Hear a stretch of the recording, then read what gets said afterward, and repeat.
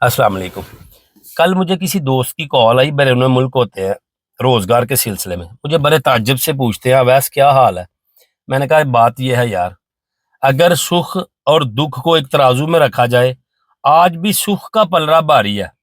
اصل بات بھی یہ ہے کہ اگر ہم اللہ تعالیٰ کی عطا کردہ نعمتوں کی طرف غور کرنا شروع کریں تو ہم ان کو گن نہیں سکتے جتنا کرم اللہ تعالیٰ نے ہم پہ کیا ہوا ہے۔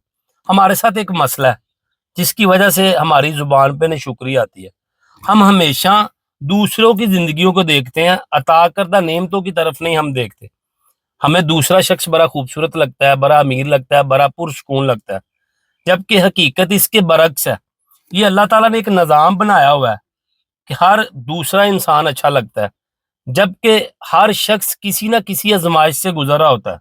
اس لیے ہمیں ہمیشہ اپنے سے نیچے لوگوں کی طرف دیکھنا چاہیے۔ اگر اپنے سے اوپر دیکھیں گے تو زبان پہ نشکری آئے گی، نیچے دیکھیں تو زبان سے شکر ادا ہوگا۔ اور اللہ تعالیٰ کو یہ الفاظ بہت عزیز تر ہیں کہ انسان اس کی عطا کردہ نعمتوں پہ جب شکر ادا کرتا ہے۔